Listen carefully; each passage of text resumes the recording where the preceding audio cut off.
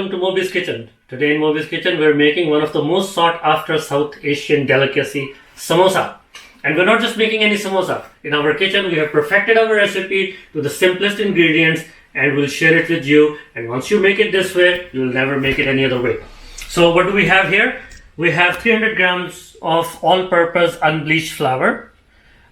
We have a little bit extra just for dusting and making our dough. We have approximately 90 grams of water here, 90 milliliters. Now, we're not going to use all of that. We're going to use based on the texture, and I'll tell you what texture we're looking for. We have approximately 60 grams of whole milk, whole fat yogurt. You can substitute it with no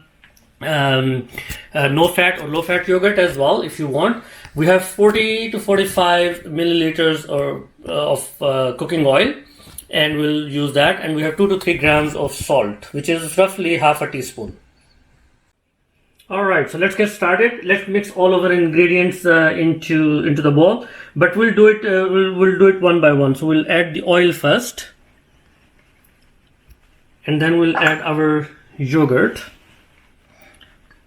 and then we'll mix it. So today, as you can see, I'm not using the stand mixer. I can use any mixer I want. In fact, it is preferred to use a mixer, but I feel like doing it with hand today.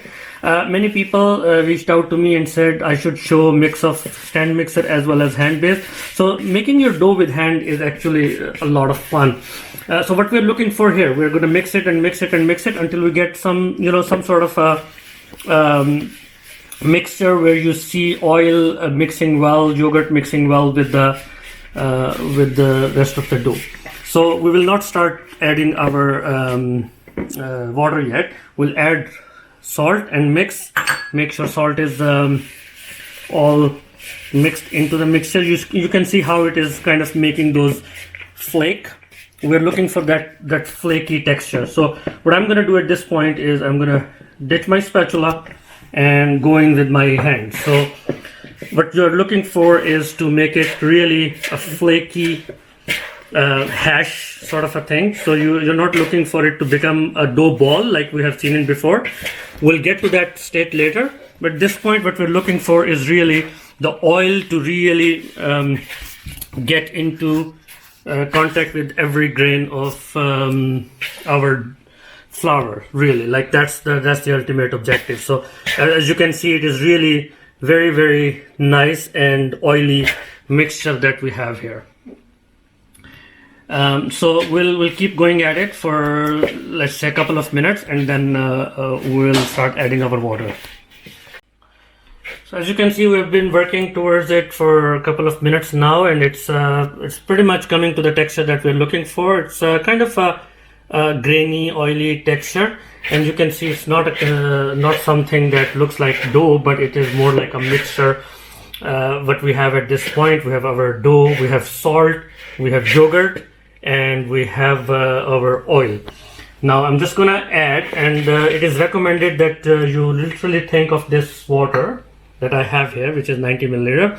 You really add around 15 to 20 milliliters at a time. You add half of it first because you know that it's going to take that much, but the rest half you just add a little bit at a time. So I'm just going to add that half of it, and then I'll keep working at it. And what I'm looking for at this time is to turn it into a dough ball, and that is our next state that we are going to work towards. And you can keep working.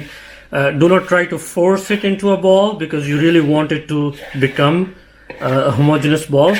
So we'll keep adding water, and we'll keep trying to convert it into a dough ball. So I've been working at it, adding the water a little bit at a time, and it has gotten to the point where I can see all the flour and all the dough pieces have combined into one ball. So I'll just knead it a little bit, not too much, and make it, put it for rest for like 20-25 minutes. So here we have it. I didn't have to use all my water. You can see there's still a little bit left. Almost 1/6 of the water is still left. So I've used approximately 75 to 80 grams of the 90 grams of water.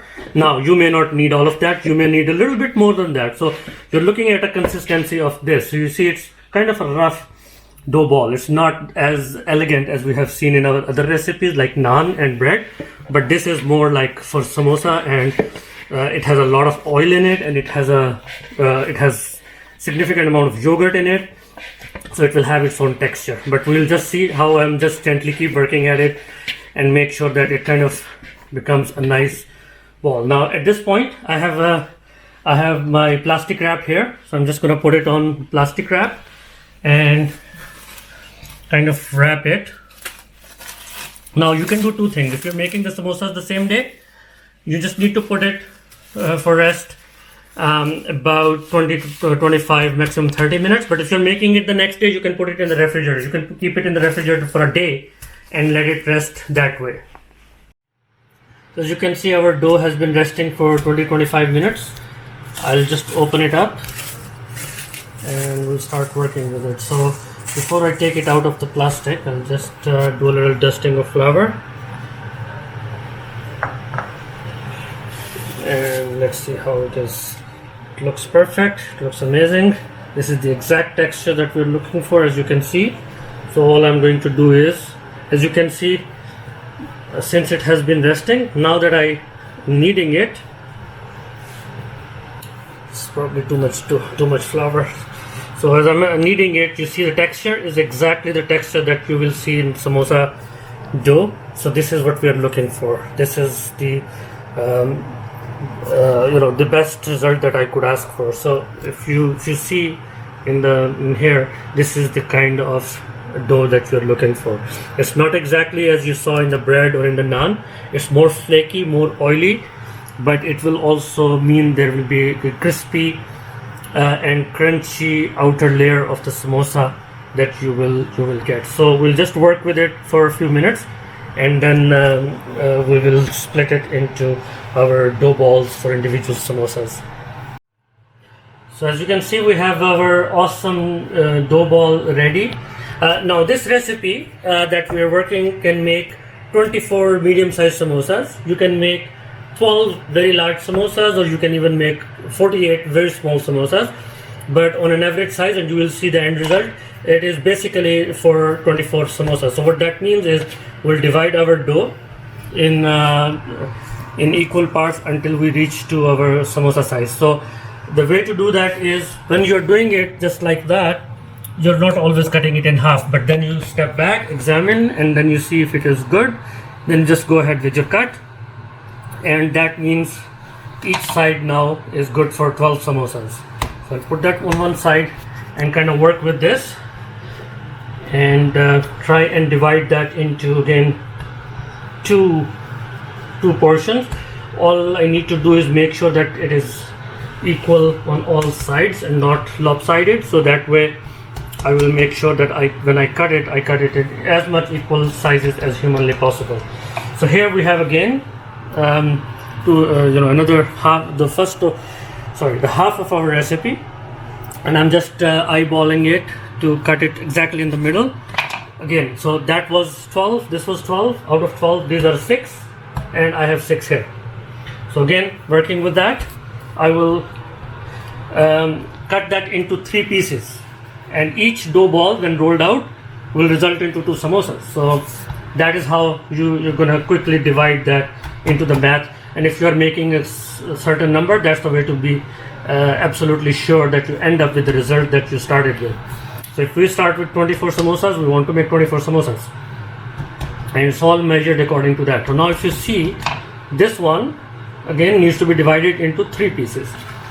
So I'll just go and roughly mark. I'm not happy with that. I think it should be a little bit here, and this should be here. So I'm just gonna go and cut them. So now each one of them will roll into a ball. So if you see here, if you put it all back together, you will see how it all came about. 24, 12, 6, and each ball is basically 2 samosas. You'll see how it all works out. One more reason why you do it all, convert that into smaller pieces, is because this dough dries out very quickly. So see how my 6 more samosas and 12 samosas here, they're all waiting on the side, and I can start working on 6 of my samosas. What I'm going to do is I'm going to roll them into round balls. You have seen this technique before in other videos. You just use your, this one is a little too small, so it's a little bit more difficult to do, but same rule. So you just convert them into nice looking round dough balls.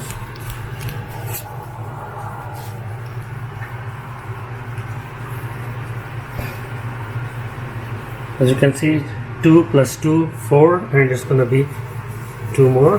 So in total we'll have 6 samosas.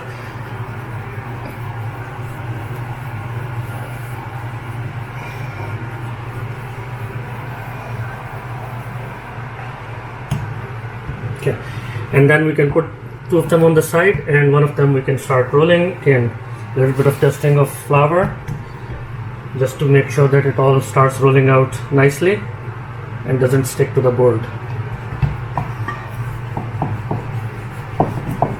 One of the reasons why you have this hard consistency of the dough is also because it is, when it is rolled, it actually stays rolled and it's not very springy, or in other words, it doesn't come back to its round shape.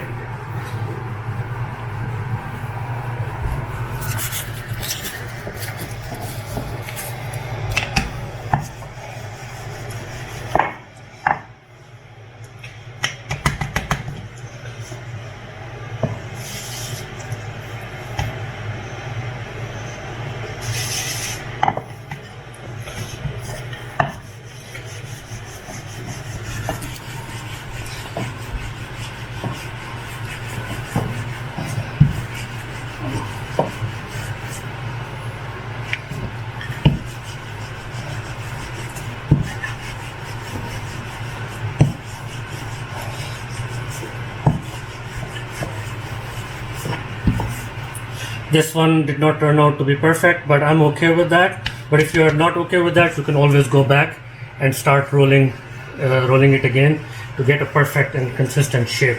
I'm going to be okay because I will show you how I'm going to cut it, and I'll still be okay with a little dented side.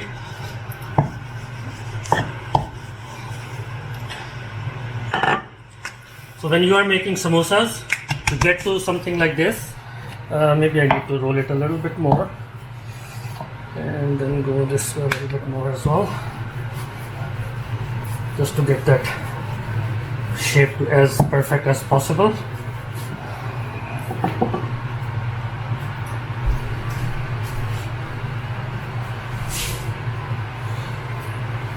And at this point, all I need to do is to just take my knife and cut it in the middle. And these are your 2 samosas. So now you see that little bit of indentation is not going to be a big deal because there's going to be a part that will overlap, and we'll be good with that. So we'll do the same with the other 2 dough balls, and then we will go from there.